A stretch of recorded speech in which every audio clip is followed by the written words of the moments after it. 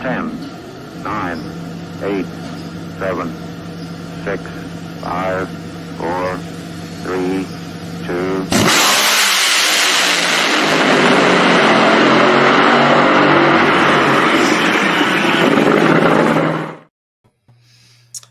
And live. Hello, I'm Lee Kraft, a.k.a. the Monday Morning Racer. Over there, Mr. Dugenay Bland, host of the Not Bland Show. And this is the CompetitionPlus.com Power Hour, going live routinely on Tuesday nights to talk drag racing with you. Dugenay, Spencer Hyde, we've got him coming up in a few minutes, scheduled so.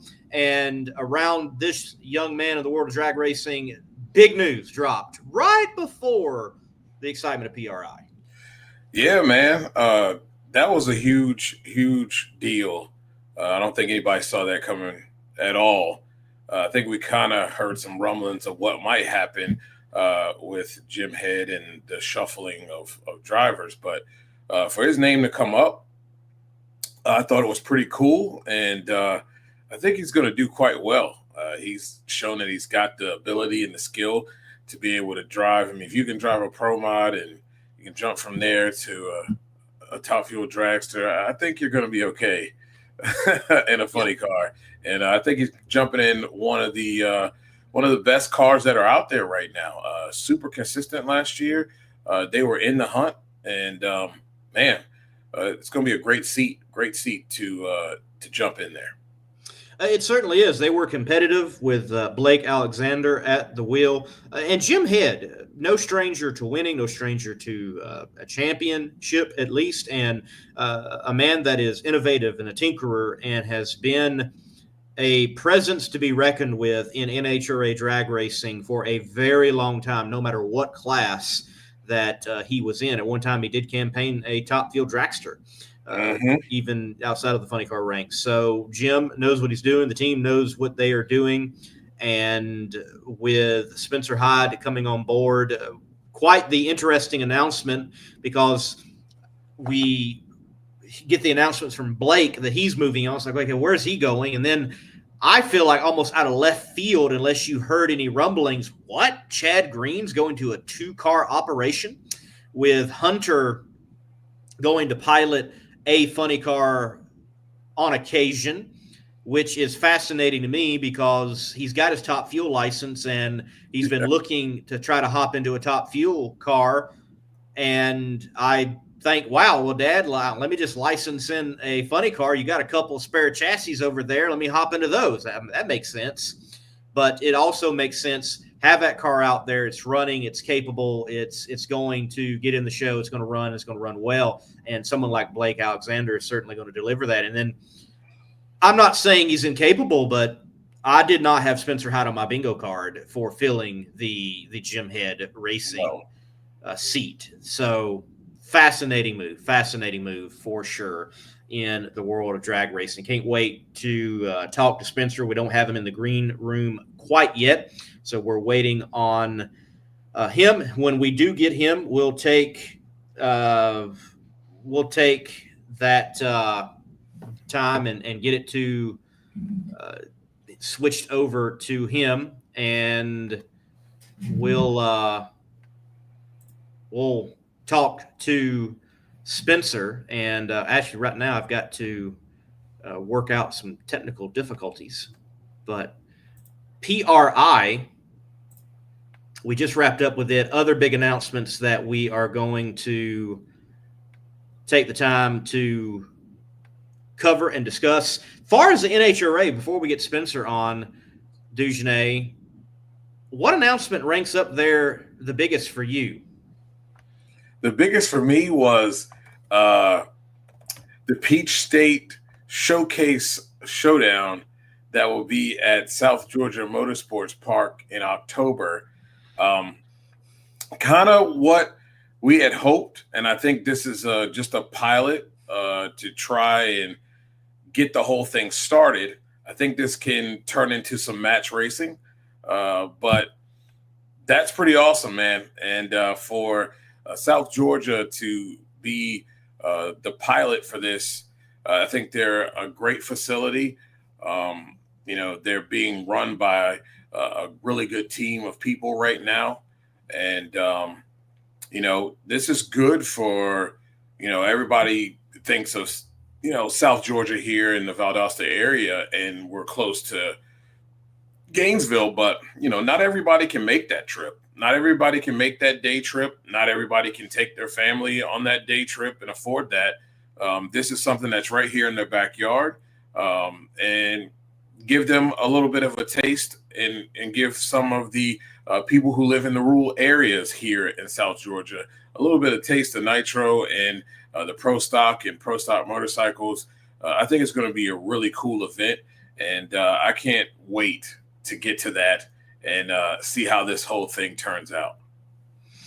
I think, again, that is one of the top announcements, and we got our answer. And I kind of like that announcement can go all the way back and connect to the Competition Plus Power Hour. When we had Glenn Cromwell on the show, I asked about going to markets, and he alluded to it.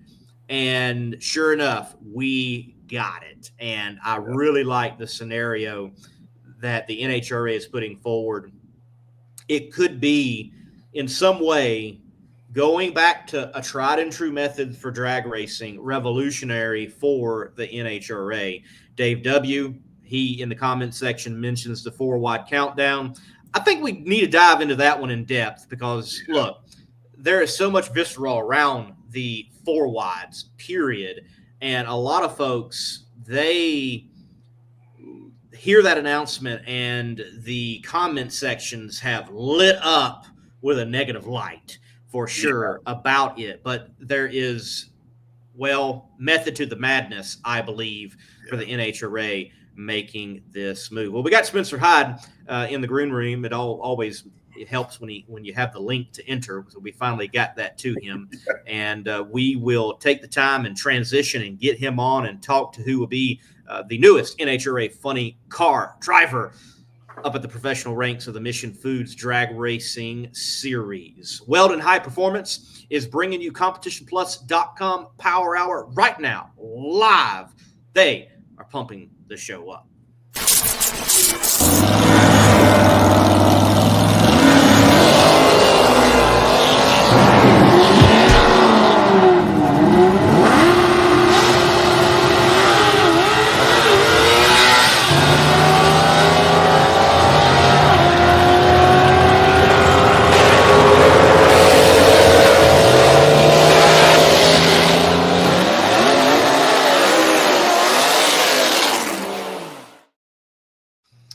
Spencer Hyde, man, it's been a while. Good to see you. Good to have you on.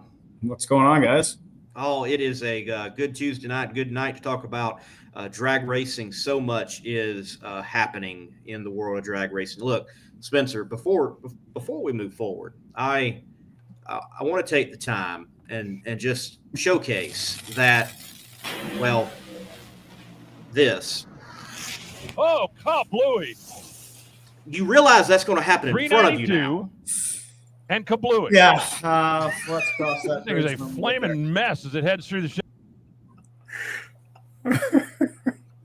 Thanks for bringing that up. Literally, that's good. My crew guys on my Pro Mod car, they all said the same thing. They're like, "Hey, remember Pomona in 23?" And I go, "Yeah." They go, "You realize you just put that in front of you now, right?" And I go, "Yeah." Yep. Okay. Just wondering. All right. Yeah. So I had to think here, Spencer. Nobody had you on their bingo card, as Monday Morning Racer said, for a funny car ride. How in the world did this whole thing come about? And when you got a phone call about this, what was your first initial thoughts? I mean, I didn't even have it on the bingo card. So I wasn't looking for a funny car ride. I've always wanted to drive one. I think they're cool as hell, but just never really saw it in the cards. Chad Head called me randomly on a Thursday afternoon. I was outside with the dog, and phone rang and looked down, and it was Chad. And Chad and I don't really talk on the phone. We're friends and we know each other and talk to each other at the racetrack. But outside of that, we don't really talk on the phone. So, anyways, I knew had to be something important, so I picked it up. And he said, "Hey, man, just want to let you know that my dad's going to be calling you. He needs someone to drive his funny car." And I said, "Okay, cool." Like, this was between Vegas and Pomona, and I thought maybe Blake couldn't make Pomona or something, and they needed a fill-in driver for something. And I said, "One problem." I said, "I don't have a funny car license." He goes, "Oh, that's fine. We'll get that." And I said, "Well, when do you need it?" He says, "Well, for next year." He goes, Blake's moving on to a different deal, and Dad wants someone to run his car next year." And when he called me and asked who he should call, Chad said, I told him to call you. So I just giving you a warning. I said, "Well, thanks. That's pretty cool." So anyways, that was kind of the end of that conversation. And Jim called me the next day and basically told me the same thing, that he was looking for somebody, and Chad told him to give me a call. And we talked for about 30 minutes, and 20 of them were probably about construction and the contracting world, and 5 or 10 of them were about drag racing and funny cars, and that he needed a driver. So one thing kind of led to another, and we talked a few more times. And I never thought that I would be able to do a full-time NHRA schedule. I'm very heavily involved in our family construction business here in Canada. So it just didn't really seem like something that was attainable for me. But being able to fly in Friday mornings and out Sunday nights and be back in the office Monday, is something that I can make work. And Jim's pretty keen to do all 20 races, which is pretty cool. He wants to go chase a championship, and he's got a hot rod. The last couple of years, he's had a really good car, and I think that we can go do some damage. I believe that is certainly the case. And, it seems to be a natural, maybe with a bit of a learning curve, though, progression for pro mod drivers to hop in a nitro funny car. We've seen many of them do it. I think most notably probably Scotty Cannon. There's also Mike Ashley. He did it. And there's others to cite as well. And you're doing that. You look at it, and the transition to nitro funny car, I'm sure you've talked with others such as Chad Green out there. I mean, what are you getting already about driving a nitro funny car? Yeah, I mean, listen, they're both short wheelbase cars. They're both high horsepower. Obviously, the nitro car makes significantly more power than the pro mod car does. But they both have way more power than they should. The pro mod's a handful.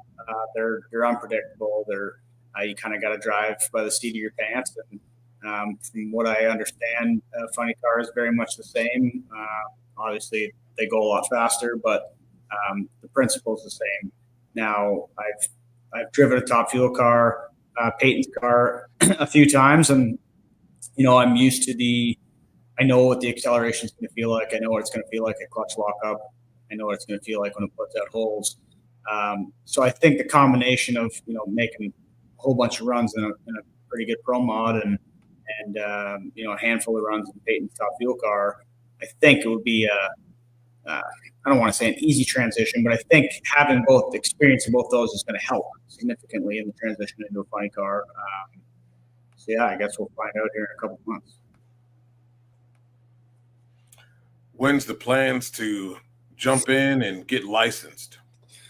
Well, ideally would be the pro race, but Jim's actually away for that event down in Bradenton, the Pro Superstar Shootout. So we won't be going to that one. I'm going to go and hang out, but Jim's away. So likely sometime before Gainesville, be after the pro deal and before Gainesville. It might be as late as the week of Gainesville. They're doing a test session there the Tuesday and Wednesday before the event, which is something new for 2025 that the pro organization has actually worked out with NHRA, allowing some guys to do some testing there the week of. Not so much for performance stuff, but situations like I'm in myself and Jim, getting a new driver licensed and hashing out a few things before the first event. So, which I think is good. I think it's proactive on both NHRA and pros part, and could work out pretty beneficial for myself.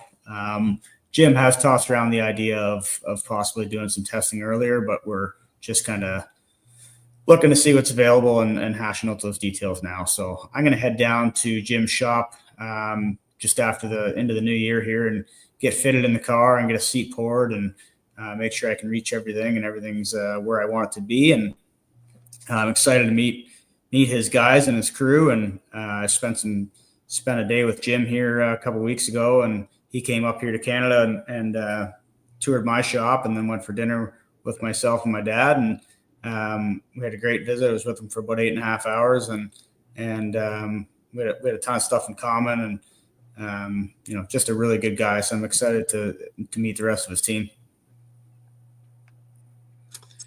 Well, Spencer, you've grown up in this, and the family's had a hot rod for a very long time, and you've been wheeling that thing for a while now and had big success in it, winning one of the big winter races as Pro Mod has got now. But we've seen you, circle into Top Fuel several times, but it's always circling back to the Pro Mod, and a full pull coming up in 2025 with Jim Head and a Nitro Funny Car. Is there going to be room to circle back to the Pro Mod? We're going to finish off the winter series. Obviously, we're going to do the next two races, the U.S. Street Nationals in January and World Series of Pro Mod in March, which is the week before Gainesville. So we will finish off that series, hopefully with some good success. I think we got a pretty good car. We went down to 8 cars there at the Snowbirds out of 65. And but as for the duration of the NHRA season, I don't foresee myself getting the Pro Mod out very much, if at all.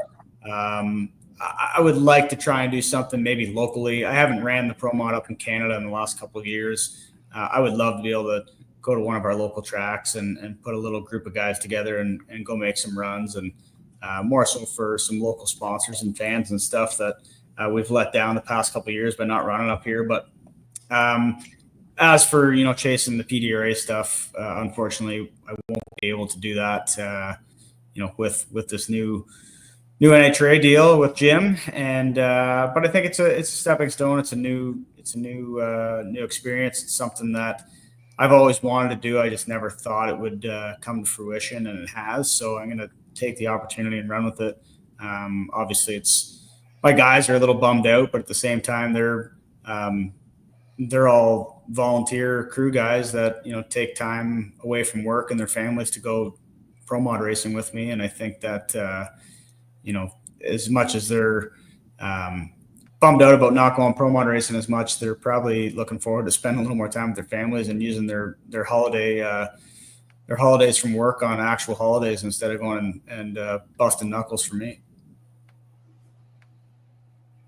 Is Pro Mod racing a big thing there in Canada? Andrew in the comments wanted to know that there. Yeah, you know what? We've got a decent, not so much the last couple of years, but growing up, like when I was racing junior dragster and top dragster and top sportsman back in the early to mid 2000s, Pro Mod racing had a pretty good contingent up here. At the tail end of the IHRA days. In 06, 07, 08, when they were still getting 40 cars in Grand Bend and Toronto for an IHRA Pro Mod event. That was the hottest thing going. And even after that, with the Bruce Mellenbacher had the PMRA up here that used to get a pretty good showing of cars. It ended up being a lot of those IHRA guys that, the northern U.S. guys and the Canadian cars kind of created that series with Bruce and had a pretty good deal going up here. And it slowly kind of petered off over the last few years. I don't like I loved racing the Pro Mod up here. It's just we got to the point where if we wanted the recognition, we wanted to go compete on a stage where we were going to go somewhere with it, we had to go to the U.S. And there was a few of us that did that. And the pro mod stuff just kind of fell off a bit up here. Quebec, Naperville, Quebec, the boys up there, they still run a pretty good series. And there's a handful of events here locally in Grand Bend and Toronto. But, I'd like to see it come back. There's some decent cars up here. Could happen. But right now it's definitely not as good as it once was. All right. Back to Top Fuel just a moment. Getting that taste of nitro, did that spur on this move to step into a nitro funny car? Like, I imagine, hey, pro mod racer, nitro's out there, man, let me just see what it's like. Is it for me? And you get a little toasted, but you come through it and you have a good weekend and you continue to hop and paint in the car after that and have some good runs. So was that after getting into the Top Fuel car on occasion and what you even experienced through it, that was enough to be like, man, pro mod's cool and it's my bread and butter, but I don't mind adding a little sugar to it? Yeah, Jim said something to me when he was up here a couple weeks ago that stuck with me. He said, this is going to ruin your life. Like once you put that yellow stuff in the tank, it's hard to go backwards.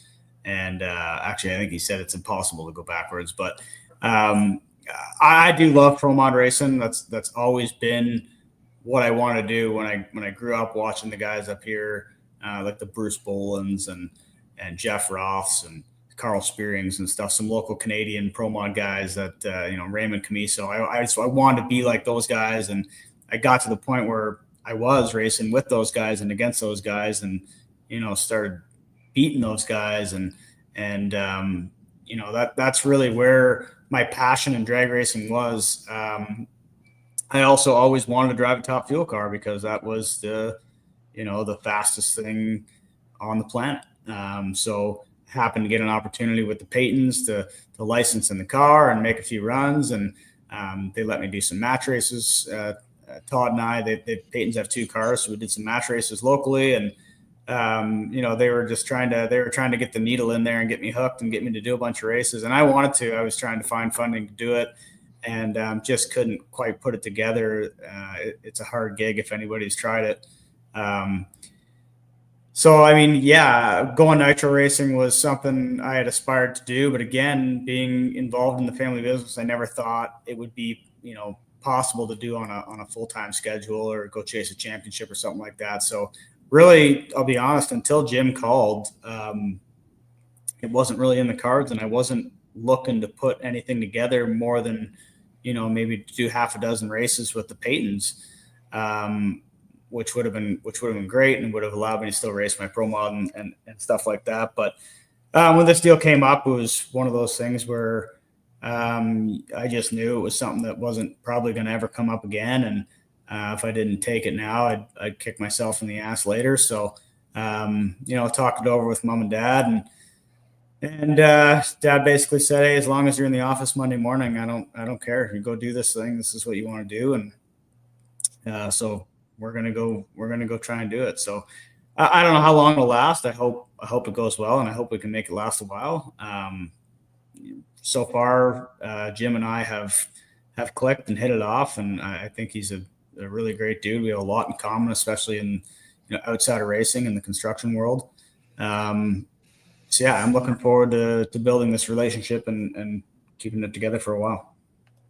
Dugenet, he talked about match racing, and he didn't he match raced, but he didn't tell where he did it on at least one occasion. He did it at Lancaster Dragway. Yeah. Sending Top Fuel cars at Lancaster Dragway, you're already ready for funny car. I mean, you had to know about Lancaster before going there, being in Canada. Did you go to Todd and we're going to do what? Where? He when he called me and told me he wanted me to drive at Lancaster, it was kind of a I chuckled and I said, really, man? We're gonna go do this? And he goes, yeah. He goes, it's not perfect, but he goes, it's doable. We just stretch them out down there about 300 feet and click them off and put up some big header flames and make some noise. And I had driven by Lancaster Dragway 100 times, but I had never actually been there. And when I got there, I walked the track, and Courtney was with me. And Courtney's dad, Greg, is actually from Buffalo originally, and that's the first drag strip he went to in 1966 as a kid. And I was sending him pictures. He's looking at the pictures and responding. He goes, "I don't think anything's really changed since 1966." He goes, "Is it still on the circle track, just like on the straightaway?" I said, "Yep." So it was a cool experience. I had a lot of fun. We walked the track, and Todd says, "Okay, this is how it's going to go." He goes, "You're going to do your burnout. You're going to back up. You're going to stage the car, and he goes, you're gonna hit the throttle, and you're gonna count to 2. And as soon as you go, there's a little sign that sticks out of the catch fence because it's on a circle track. So there's a catch fence down the left lane, and the stands are right up against it. Like the header flames are in the stands. If someone stood close enough, I could have lit their cigarette going by. And he goes, there's a little sign that comes out about the 330 cone. He says, you're gonna go by the 330 cone, and as soon as you pass that sign, you're going to hit the parachutes and get off the gas and get on the brake as hard as you can. And so I said, okay. So the first round went out, did exactly that, and it was still daylight. Got the thing slowed down around the corner, and all was good. And the top end, the shutdown's pretty rough. And so I kind of snuck over to the left side. It was a little smoother over there, and there's no wall down there. It's just grass. Like that they mowed the lawn. They mowed the lawn when I was walking the track in the shutdown. Anyways, so the next run, it's dark, and this is kind of the night run that everybody comes for, and we get out there, and I come to realize now I didn't. Todd was ahead of me, and I couldn't really figure out why because I was pretty sure I left on him. But Todd was ahead of me, and I saw him shut it off, so I kept my foot in it just so I could sneak around him. That's my competitiveness. I couldn't lose. And so I went a little bit further than that sign where he told me to get out of it, and got around him, shut it off, got the chutes out, and got on the brakes, and the thing starts hopping bad. And I'm like, oh, no. And there's no lights in the shutdown. There's a safety truck up there with his headlights on that I know is parked on like where you turn off. So I'm like just kind of aiming for him, hoping that I'm not on Todd's side. But the thing's bouncing, and it's going everywhere, and I'm trying to run the brakes so it gets the hop out of the car, and get down there and get around the corner and get out, and I'm like, what did we just do? Like, this is insane. So anyways, it all worked out. Nobody got hurt. It was we put on a good show for the fans, and we had a ton of fun doing it. So would I do it again? Probably. It was a pretty cool deal. I know Peyton's got their stuff together. They have a really good safe hot rod there that they put me in every now and again, and I love working with those guys. So hey, if I get the call this year to go do a match race at Lancaster, I'll probably make the 3-hour drive down there and do it. Cool deal. Yeah. It's got a neat place in my life. The earliest Monday Morning Racer videos are at Lancaster Dragway. Yeah. So it's a neat little place out there east of Buffalo. It is. So yeah, like I said, if I get the call to go back, I'll probably do it. Well, I seem to think you're going to nuzzle into this funny car pretty well. So my thought is it's going to be the first race of the season. You're a pro mod driver, so I think this is going to kind of fall into place for you pretty easily. Who are you looking to have fun going up against? You've gone up against some of the best in pro mod.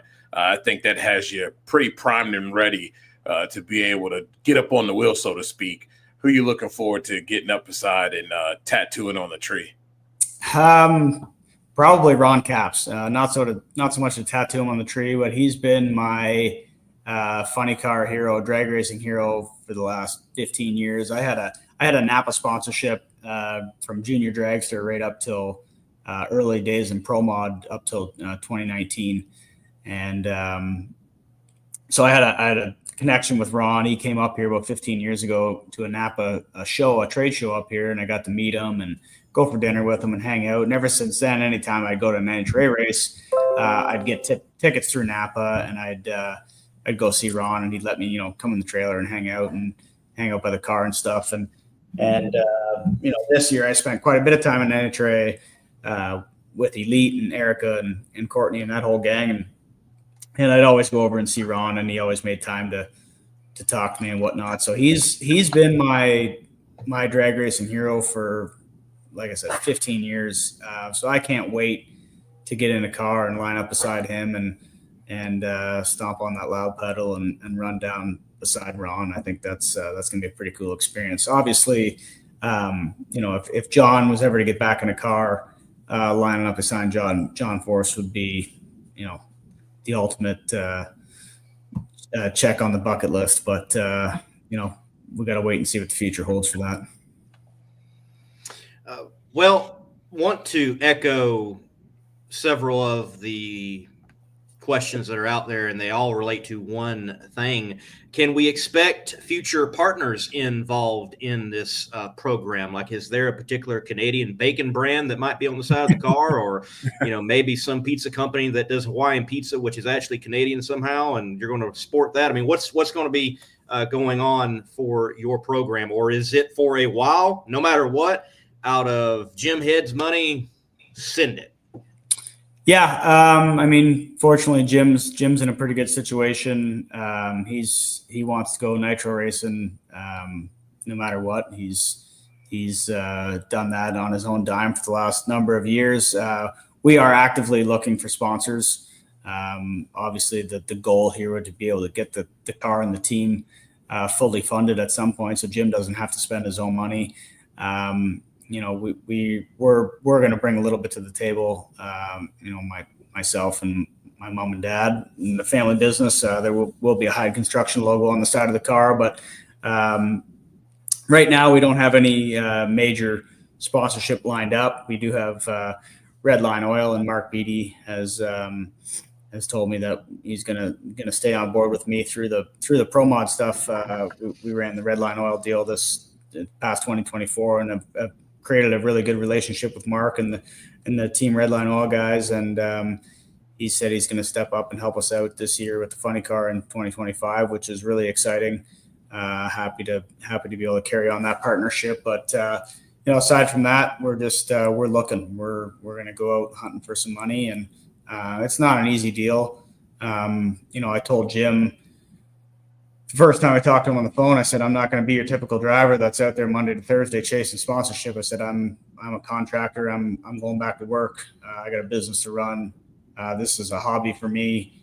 I'm going to be more successful at building things than I am at driving a race car in the long, big scheme of things. But my passion's drag racing, and I think he's under the same mentalities. He's kind of grew up and gone racing the same way. He was a contractor that really liked drag racing, and he told me he was no good at finding sponsorship money, so he just worked hard enough that he could pay for his race car himself.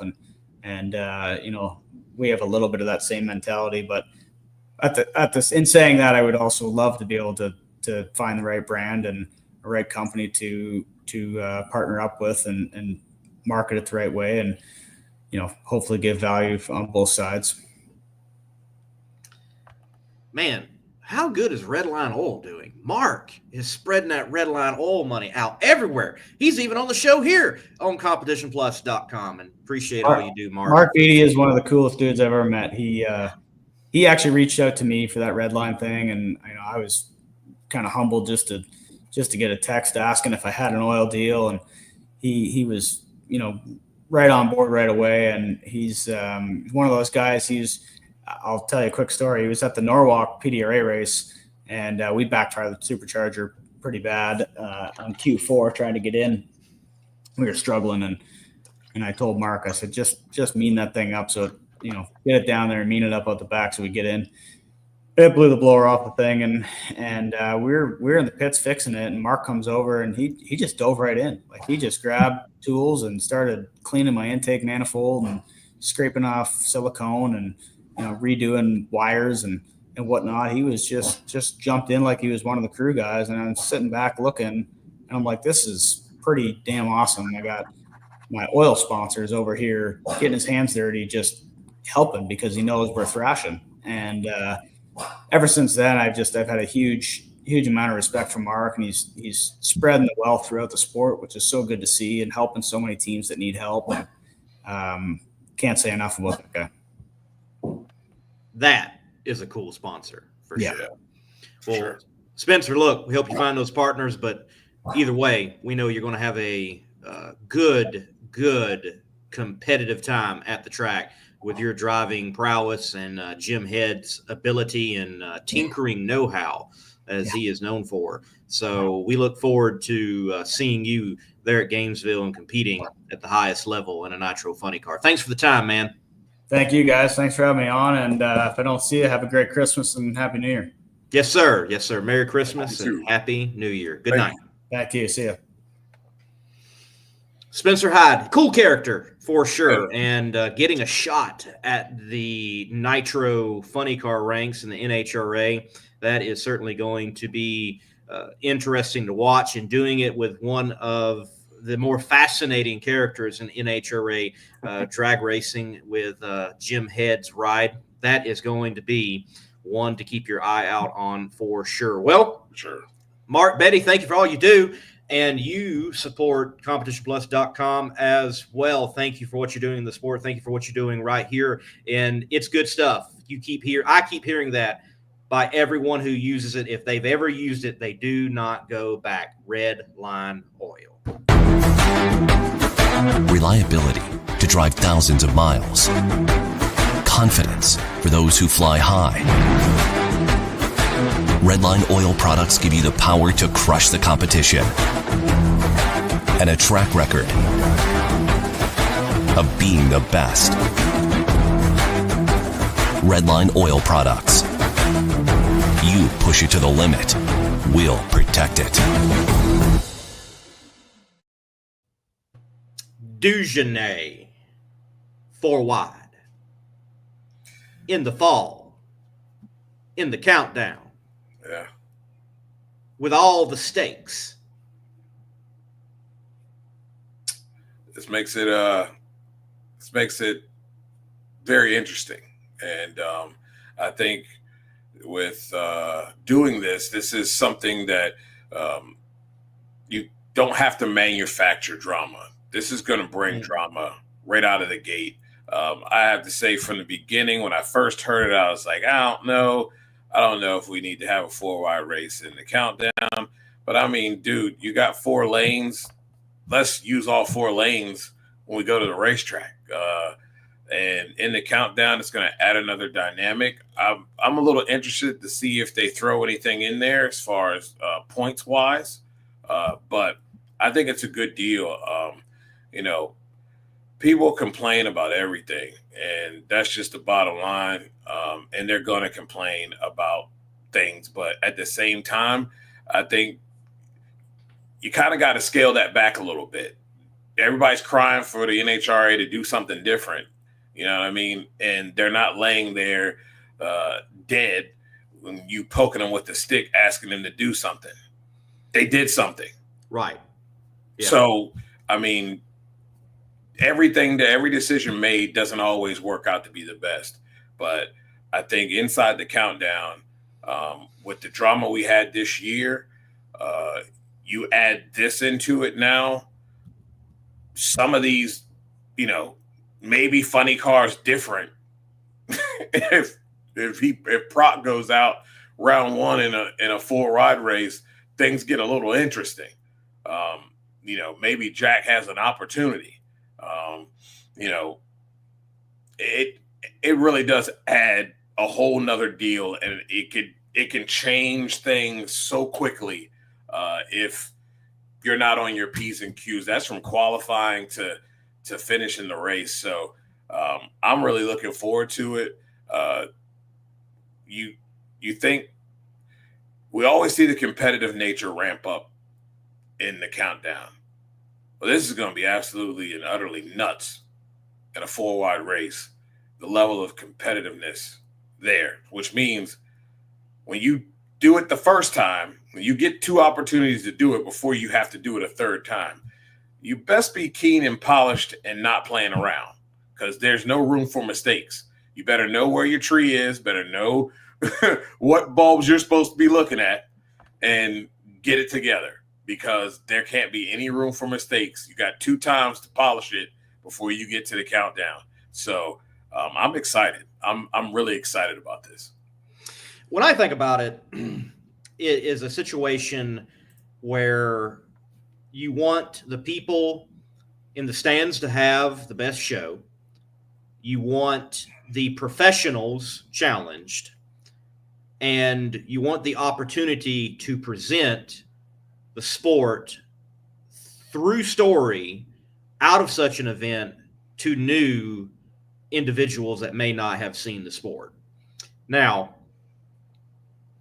I think one of the reasons this shift has been made is you look the track record of ZMAX Dragway, the spring race, the 4-wide is a far better attended race. At times, a well-attended race, a race that, though, as far as I know, there have not been many, if any, sold out announcements of that place. When you take the people from that venue and try to fit them, and I mean that, try to fit them in other national event venues, it's not happening. Right.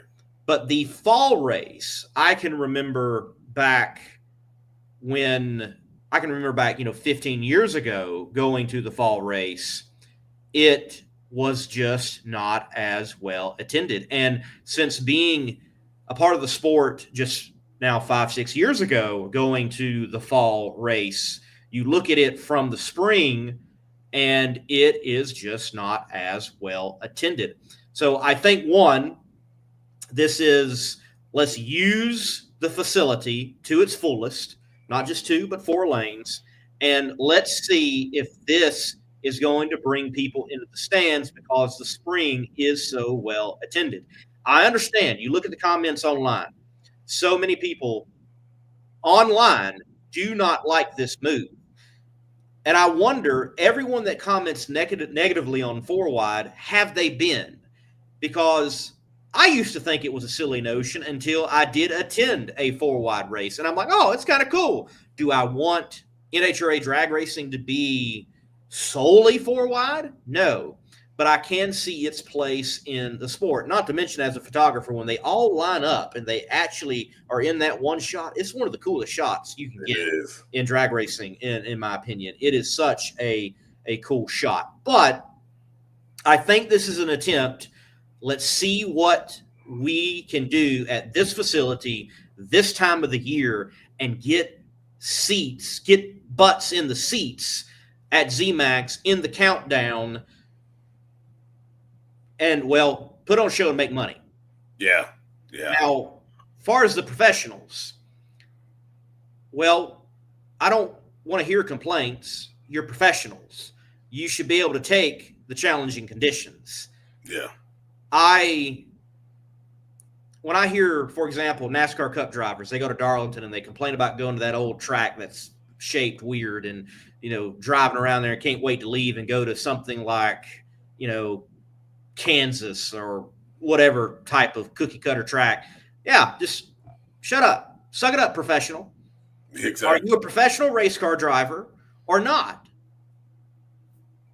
If you're a professional at any level, you're going to be put in high pressure, high stakes situations. Yeah. So act professionally. I see this as the snow game for the NFL player. Okay. Yeah. You still go out there and play. It doesn't matter if you can't see the hash marks. You're still kicking in it. You're still throwing in it. You're still running in it. You're still playing in it. So line up, act like a professional, and race in it. Yeah. And I heard a lot of drivers were for it. So, hey, I like different. And this is different. I was never against the 4-wide. I'd always wondered what it would be like to have 4 go down at the same time. And then we got it. I have been able to attend, and it's one of the most gratifying things you'll ever see, especially when it all goes well. all 4 cars are going down, and every candle is lit. It's absolutely amazing, and I think most people who complain have never been. And it shortens the event. I mean, everybody's crying about time and length of time. It shortens it a little bit. So it does a little bit. Not as a much. lot. Not as much as people make it out online that Right. you're cheapening the value of my ticket. No. Well, stay in the stands and watch more drag racing, because there's still many sportsman racers there. There's still drag racing to watch.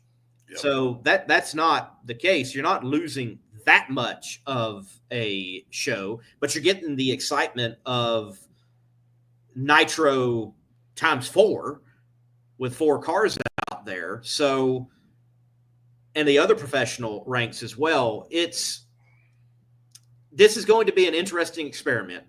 It will be. Does this help ZMAX Dragway in the fall?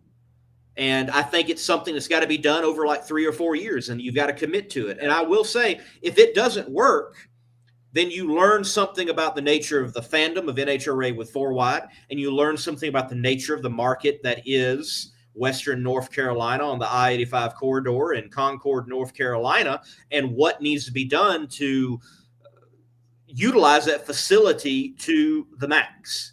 Yeah. Because it is a beautiful facility. It is a wonderful facility. It truly is the Bellagio of drag racing facilities.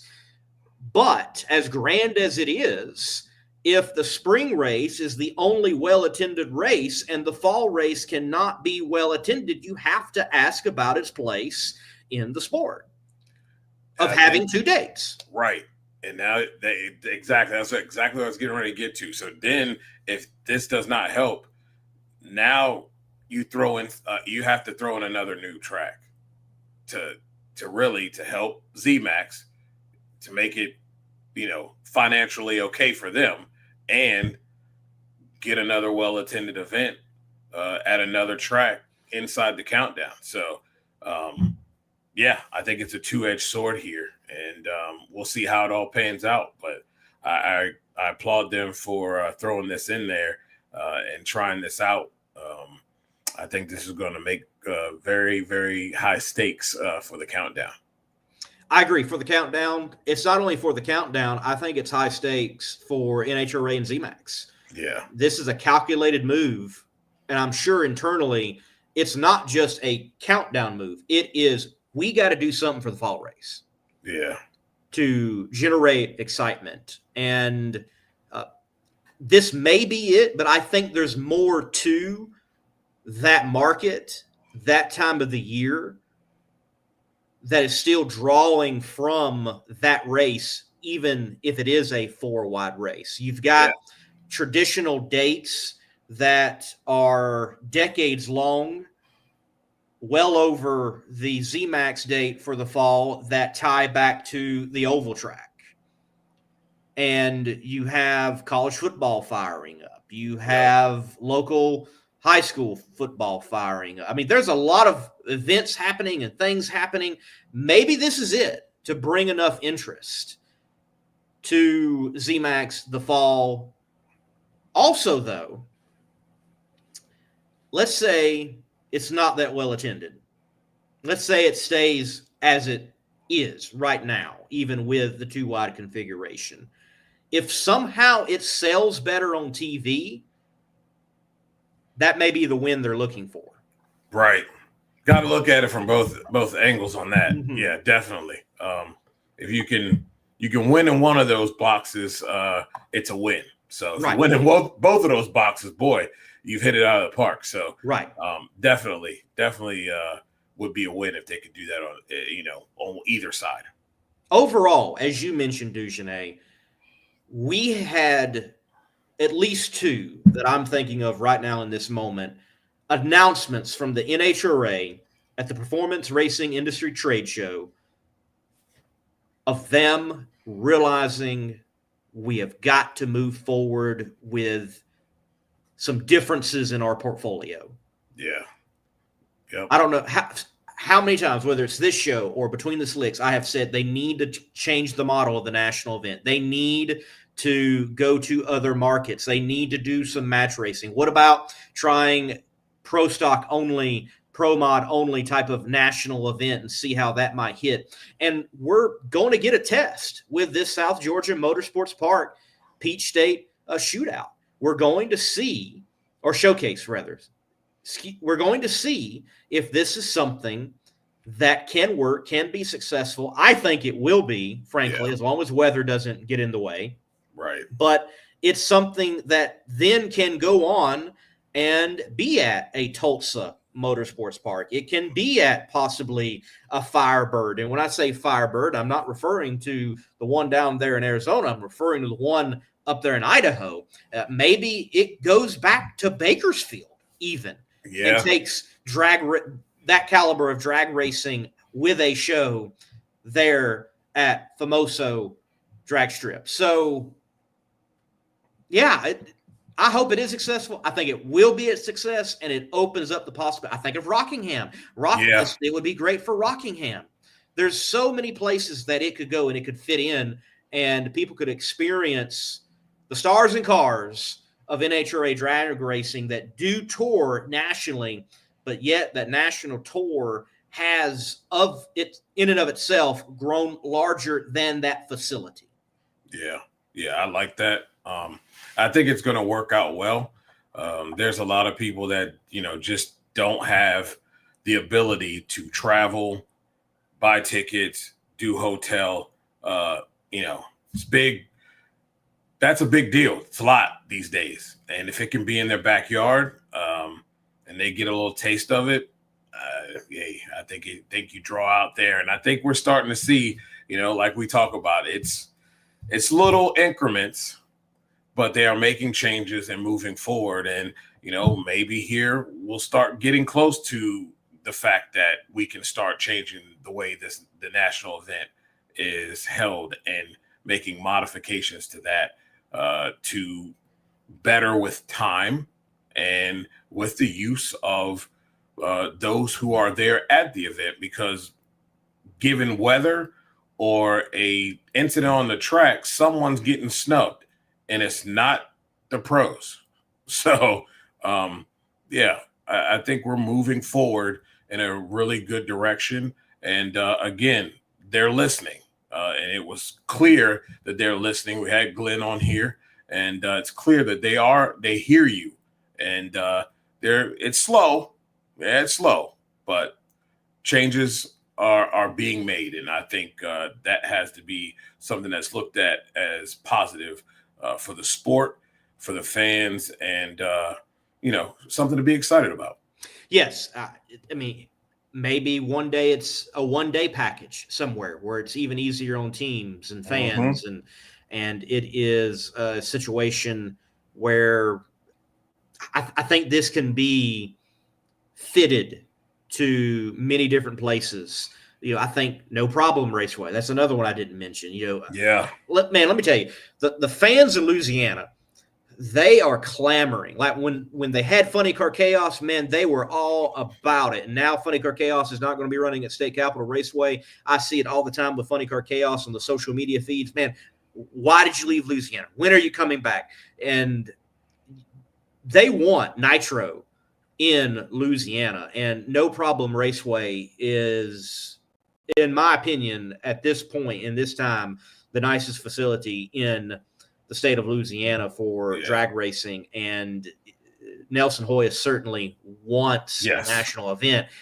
He knows it's not ready, but this, I think No Problem Raceway would be ready for right now. They already have very big, very successful events. There are many of those types of tracks across the country, and we very well could see that. Dujanay, before we close up the show, the IHRA made an interesting announcement.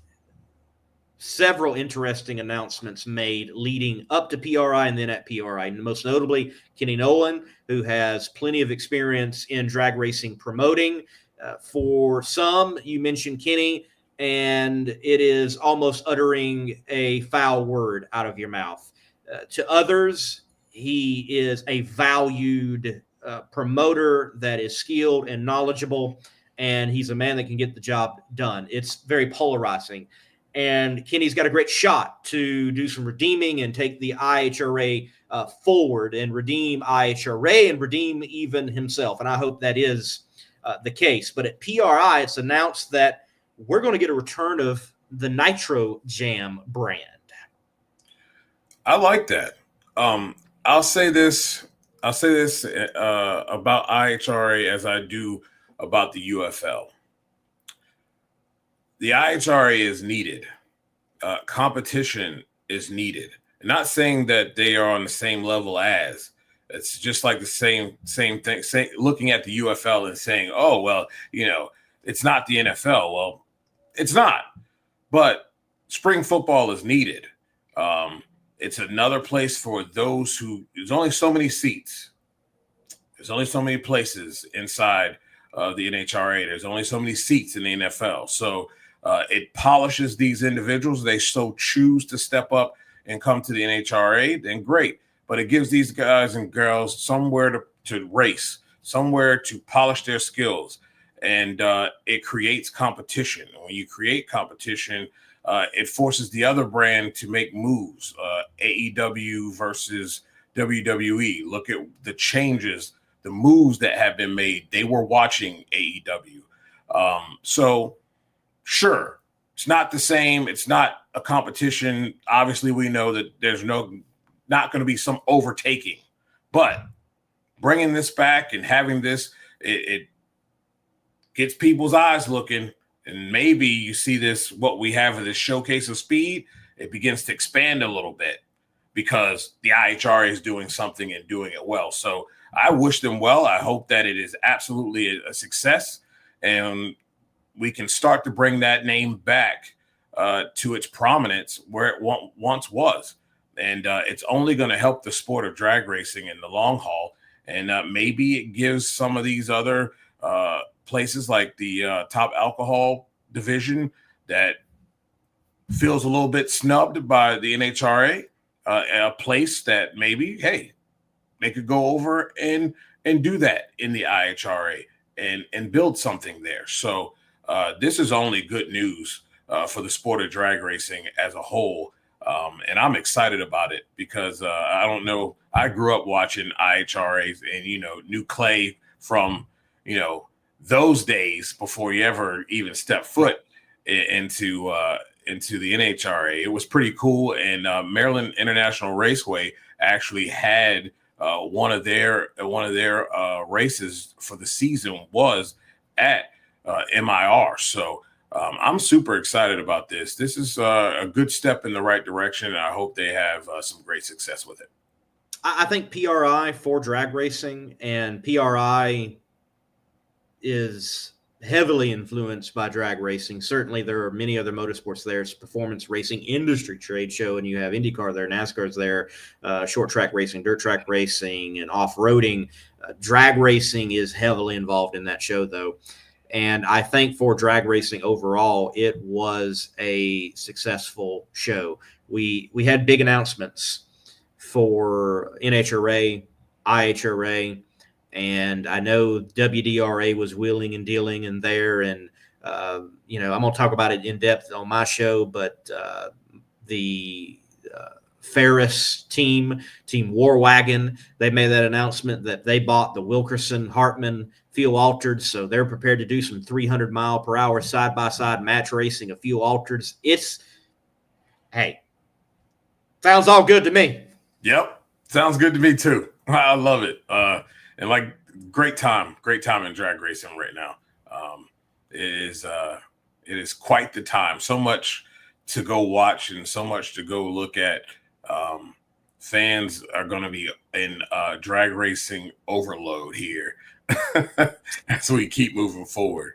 Man, look, I know so many look back and the golden era is back in another time.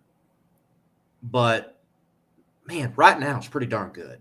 No, it's darn good. I mean, look, I grew up on watching drag racing from the 80s and grew up drag racing in the 90s. And I love that period. It is such a great period of drag racing, but it is good right now from what's happening in Pro Mod, from what's happening in the sport of NHRA, from what you have with Chris Graves doing what he's doing with the Chaos brand, and it's expanding, what you have Southeast Gassers Association doing, there are so many points that you can look at and like, man, this is a pretty cool time as a drag racing fan to experience drag racing. And I think for some fans, what you really need to do is you need to stop moaning, groaning, and complaining and go buy a ticket and just have fun and enjoy the sport that you say you're a fan of.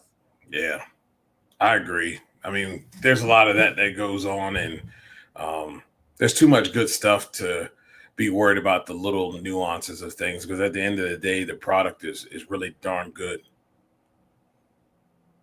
Darn good. Amen to that. Dugenay, I think a darn good show tonight here on the Competition Plus Power Hour for CompetitionPlus.com. Hey, by the way, folks, go by CompetitionPlus.com. I've been by several times, and the new website that's now been out for a while, man, it looks good. It's crisp. It's fresh. It's got the how do they say it? It's got the drip. Can I say it that way? It's got the drip. I like it. I like it. I like how it's stacked and it's certainly easy to navigate. Get your drag racing news at CompetitionPlus.com. And phone friendly. Very phone friendly. Absolutely. Absolutely. Well, Dugenay, as always, good to have you co-hosting. Good to be right here on the Competition Plus Power Hour. Ladies and gentlemen, look, Merry Christmas. We're not going to be live next Tuesday or the Tuesday before New Year's, so Happy New Year's to you as well. Enjoy your holidays. Until next time, God bless and keep the pedal to the metal. If you want to take your vehicle's performance to new heights, you got to give it P. Like our original equipment technology, antifreeze, and coolant. Our formulas match the vehicle manufacturer's technology requirements so that we have the perfect match for every vehicle. That's one reason why Peak is among the fastest growing brands of coolant in America. We work harder to earn the trust of people like you every day.